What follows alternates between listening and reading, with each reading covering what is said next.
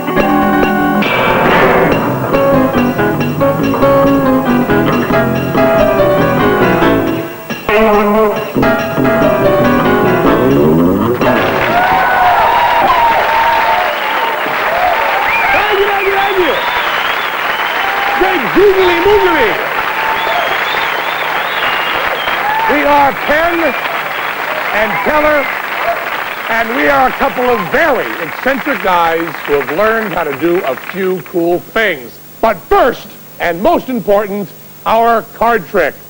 Now, my major complaint with card tricks is that card tricks seem to me to be intrinsically wimpy. Now, this starts like just about every other card trick with a card being selected. I need someone to pick a card here. How about you, sir, in kind of the bluish Hawaiian shirt there, the T-shirt under it? Teller's going to riffle down the deck. And while he's riffling, sir, would you just yell, yo, or stop, or whatever single syllable is appropriate for your country, okay? Let it rip. Yo. Okay. There's the card we're going to use. There's the card we should remember. And now Teller will lose that card in the deck. I've got a couple of silver dollars here, worth about 65p, but they are still totally opaque. Each of the silver dollars is placed on its own strip of surgical adhesive tape. Nice move, man. You got to laugh on the move. You just get the elbow off. It's okay. Let us ready. No, I saw it on the monitor. We got a reaction. Oh, it's me? Sir, the card that you selected, do you now feel that it's lost in the deck? Yeah. Let me put this another way, sir. I don't have any money on me right now, but upstairs in my dressing room, in my street clothes, I'm sure I have at least 100 pounds. Now, seriously, sir, not part of the show, no gag. Would you be willing right now to bet me 100 quid of your own money that Teller has no idea where that card is in the deck? No. So, in other words, sir, this isn't going to surprise you very much, is it? So you pretty much knew the instant that Teller did that horrendous move, you knew the card wasn't lost in the deck. And yet, when I looked you in the eye and asked you man to man, is the card lost in the deck? You responded, yeah. And it really wasn't until hard, cold cash into the picture that you backed down at all. Is that correct? Now, a lot of people wonder why magic works. And the answer is sitting right there in a blue shirt. Now, sir, I'm just going to take that same card, okay? And then I will cut it, I don't know, about halfway into the deck. Then I'll give the cards a shuffle. And now that card is lost in the deck, right, sir? Of course not! Use your head! No matter how straightforward I pretend to be to you, and how mean I pretend to be to this man here, my first allegiance in the world is to my partner, and if he wants the card on top, the goddamn card stays on top. So, sir, since you can't trust Teller at all, smooth, huh? What I'm going to do is, once again, sir, give me that same, yo, this time is I riffle, would you please? Yo. Okay, right near the top there. There's the card we're now going to use. There's the real one. That's the one we should remember.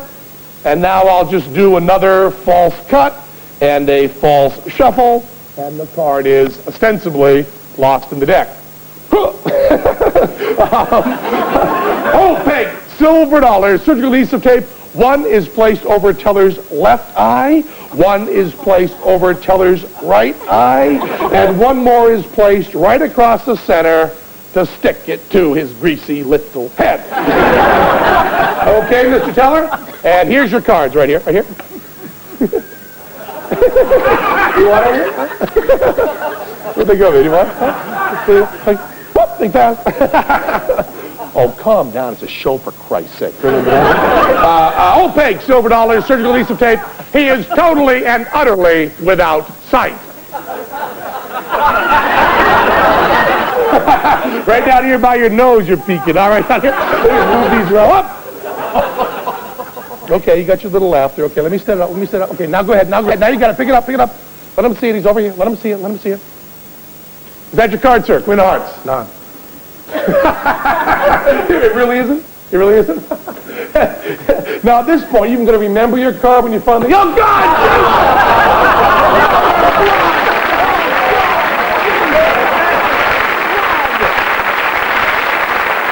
And then that's your card. The six of clubs. The six of clubs. There is right there, the six of clubs, right? Yeah, and the pigs just love it, don't they?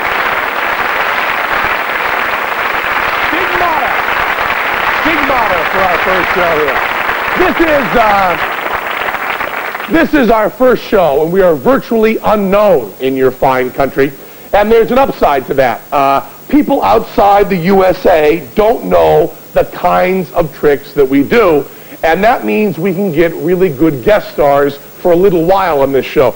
Because in the USA, when you say Penn and Teller to a celebrity, warning lights go off in his or her head, and they won't come near us. But over here, it's just another show on Channel 4, so we can get really famous, really wonderful, unsuspecting stars like, please welcome Mr. Stephen Fry.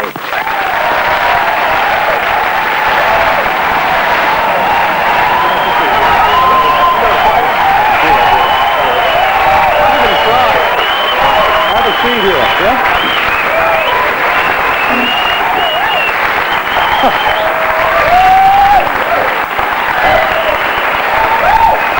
So, Stephen. Hello. Have you done any American TV, Stephen? Do you know, my darling, I've just come back from your Texas. My Texas? Yes. That was Ross Perot's Texas. I was in a Western, my love. A real Western with Texans and horses and big-bottomed cowboys, and it was just fabulous. Did you wear a gun? No, but I had a buggy with a parasol. Well, butch for me. I was playing Oscar Wilde, in fact. Oh, really? Yeah. Really? He was a gunslinger? No, he wasn't. He was a slingback slinger. A gin slinger, possibly. Or a bun slinger, possibly. No. It was great. It was really good. But otherwise, I don't work out there. You haven't done any TV over there or anything? No, transvesticism is not really my thing. I prefer to work in television and things like that. We wanted to ask you, do you have a watch? We've already checked this. I won't Did I have a watch? Do you have a watch? A watch? Sorry. Yes. Yeah. And is that a? Can we see it a little bit? Oh, we want yes. to mess with your watch a little bit. It's it's a nice one. Yeah. Does it have? Is it real expensive? Well, it is actually. Yes, quite. It is. Well, it was a present from my mother. Oh, your mother gave it to you. Yes. How long ago?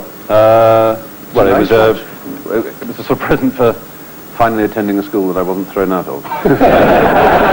So this means something to you, this watch. Yeah. How many phone numbers does it hold? It's not that kind of watch. See, my watch here, which is a Japanese watch, has 50 phone numbers, and it has 50 appointments right in it there. I wish I were more impressed. Want to trade? For that piece of shit? No. It's a great watch. It's a vulgar nonsense, Penn. Oh, okay. No. Well, will you at least let us make your watch better? Yeah. Oh, it's just the answer no. It's just a little trick here. And just to make sure that you know this is the same watch, would you just sign this little tag here before we put the orange dot on? We're going to put the tag on the watch. It's not inscribed, is it? No. Okay, then put the little tag on and just sign your name. And my name? Or whatever you want. Anything you want to write on that All right. that'll have you recognize it again. My watch. Okay, you want to hold that up so they can get a shot of You it. see that? Camera 4, 5, 3, that one. My watch. Okay, and then that watch becomes waterproof for one. No, it's not. Well, now it's a waterproof watch. See? Now it's a waterproof watch. Now it's well, it's water resistant. It says. Well, no, but now it's waterproof. See, it's still going. Yes. Okay, Right. and it also now is it shock resistant? No. Well, now it is shock resistant. You watch this. Little tap, little tap. See? Completely shock resistant. You want to give it a little more of a tap than that, tell me. Just give it a real, yeah, a little real. Let me just give it a, that sucker is shock resistant now, let me tell you right now.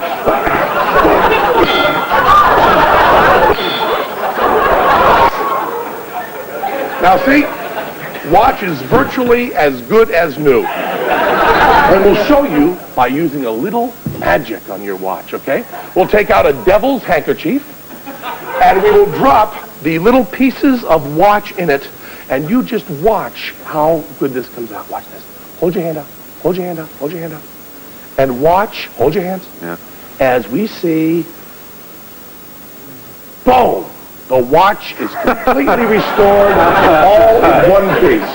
Yes. That's not. It holds 50 phone numbers. It has time all around the world. I think your mother would approve. I doubt it. This is quite funny. But In that case, how about fish? Yeah. Come on, how about some fish, huh? We're going to show you a thing with fish here. We have a whole fish tray here for you, and we would like you, Stephen, to pick any fish your little heart desires. We have salmon, trout, bream. We have red snapper, gray mullet, which is a bottom feeder. If you're looking for one of those, I know too many bottom feeders, I'm afraid. any one of those you like, you can have. Just anyone. All right. I'll have the bottom feeder, the gray mullet. The gray mullet. Now, first, show your hands empty. Show your hands empty. Show your hands empty. Show your hands empty. Come on, everybody. Show your hands empty. It's a good trick here. Show your hands empty. And you can still change your mind. You want to change your mind? No, gray mullet. Gray mullet is fine. And we will give you the gray mullet as a receipt here. And we want to make sure that you know that your fish is fresh. Do you know how to tell if a fish is really fresh? Poke it and see if it wriggles. Poke it is very good. And the place to poke it is right in the eye. Oh, no. If you stick the knife in and it drools like that, you will find you have a really, really fresh one. And now that we know you've got a fresh fish, right over here, please. Stephen, show your hands empty. Show your hands empty. Hands empty. Hands empty. And now watch the fish. He's just cutting the head off a dead fish. No big deal. And there we go. There is kind of a funk coming off that fish. And if you reach, please, show your hands empty. Show your hands empty and reach into the guts of that fish, if you would, please. Oh, just reach. Don't be English about it. Just reach into the guts of the fish. Just dig around in there. You will find the watch that you got for your graduation. Hold the thing up there. My watch, it says right there. And there it is. It is now 15.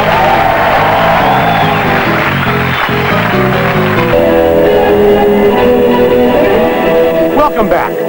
Jimi Hendrix was an American, but he was a nobody in the USA. Then he came over here, made it big, went home a star. Same story for Houdini. Unknown in the USA, came over here, wowed him, went home. He was a superstar then. We're Penn and Teller, and we sure hope you like us so we can go home with some credibility. Houdini was our friend. He often referred to himself as Penn and Teller's biggest fan. He was the one that got the idea for Teller to keep his mouth shut if we ever wanted to make any real money. When Houdini died, he left all his equipment to us. But you know his wife, Bess, yap, and she drove us nuts. We had to give back all the equipment except these 2 straitjackets. These actually belong to Harry Houdini. Teller's wearing one from early on in his career, and I'm wearing one from right after he gained 60 pounds to play a washed-up prize fighter in a Martin Scorsese film. As you can see, they're buckled tight around the back, and there's a crotch strap going down between our legs to make sure that we don't pull them up over our heads to escape. You would have to be a master of escape to get out of these bonds. How you doing, Teller? I don't have a clue either. Robbie Crasher, get us out of these things, would you? Houdini was good, man. But don't take our word for it. We have a crowd here behind us, and we're going to have them help us prove it. Let's see who we got here. Who wants to do something here? Steve, any volunteers? Oh yeah, look at the hands. Look at the hands shoot up here. How about let's see if I can get someone small. How about you in the work shirt there? What's your name, sir? Brother. What's your name? Jason. Jason. Hello, Jason. My name is Penn. Come on up here. Would you please right up here? Yeah. And are you with us? Come on here. Jason, right up here, Jason. How you doing, Jason? Take a look at this box. Just examine it. Make sure there's nothing unusual about it.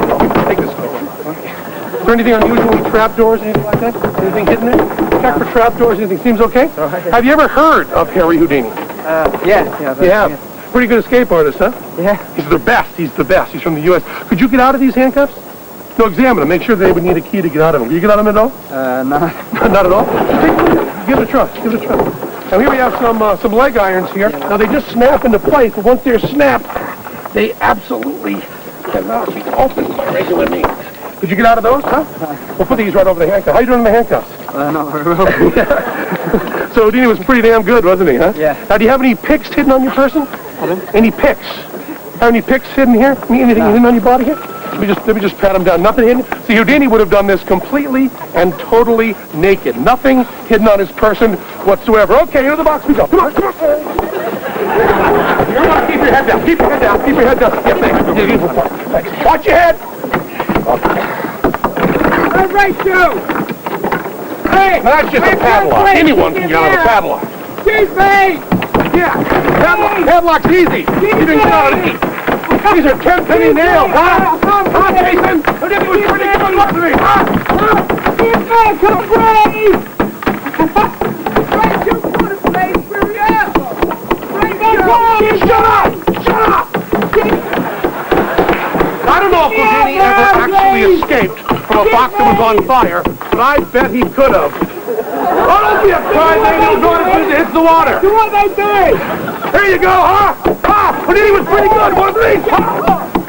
Let's get it caught here. Where are we up to? Oh, stop being a crybaby! Jason! Ha! How you doing? How you doing?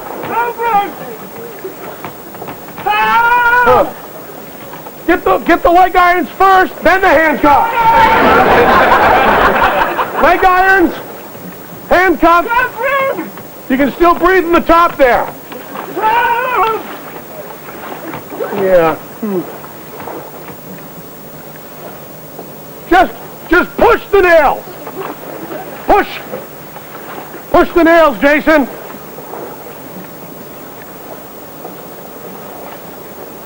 Oh, jeez. Oh, yeah. You know, I get a little teary-eyed when I think about our good friend and hero, Harry Houdini, and about what great nations we have. The United Kingdom and the United States, where a man born in Budapest can come to our countries and win our hearts and become a star, even though he had to make it here first.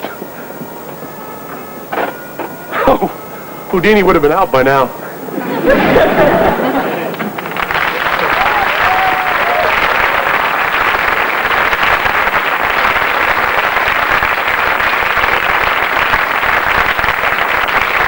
That was a pretty impressive stunt. The people down in the dock certainly thought it was cool.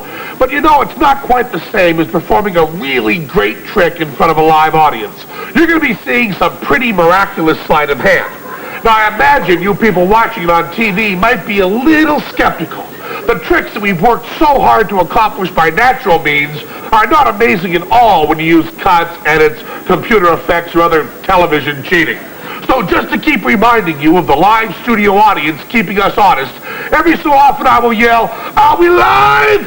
And if you're seeing live here in the studio exactly what they're seeing on their TVs at home, you say, "Yeah!" Let's try it once. Are we live? Yeah! Well, a little bit earlier, you saw me handle a deck of cards.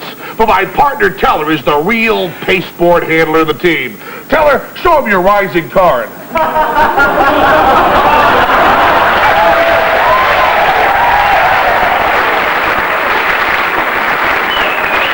I think you can do a little better, Teller, all the way. Woo! And if that ain't enough, how about the rising cards? Are we live? Now, many magicians have successfully banished a billiard ball. But how many would even attempt the nearly impossible vanishing cordless drill? A classic of magic.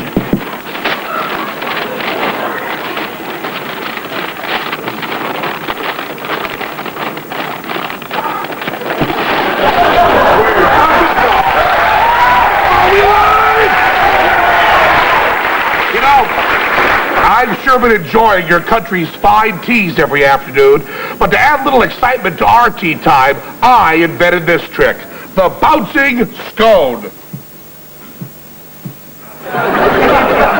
Yep, it bounces like rubber, and yet, fit for the queen. Are we live? Yeah! Oh, come on, Teller. Up your comedy magic tricks again. Get rid of that thread. Take her up, Robbie. Come on, Teller. There you go. The dancing handkerchief.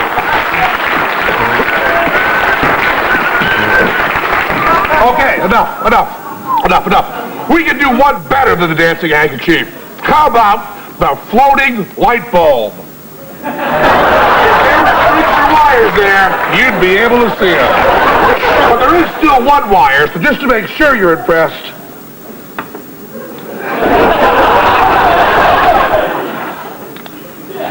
Are we live?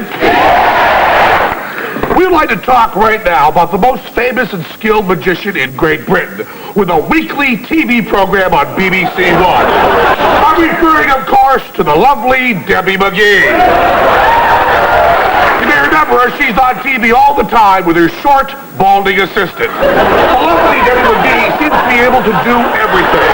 She can follow the air in every direction, have hoops passed around her, and smile through anything. But can Debbie do this? We're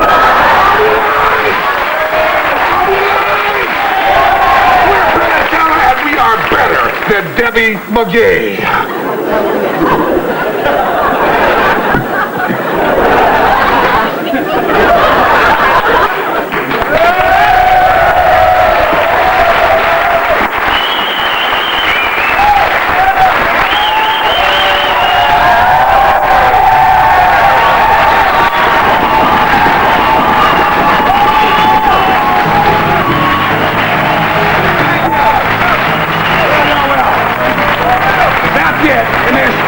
One serious point that has to be addressed. We did a little joke there, turning the camera upside down for a gag. But other than that, there are no camera tricks or special effects in any of our shows. The series will look at home exactly as it looked here live in the studio, just if you were sitting here live. And we want you to know that you enjoy our magic a little more, and you have our solemn words of honor.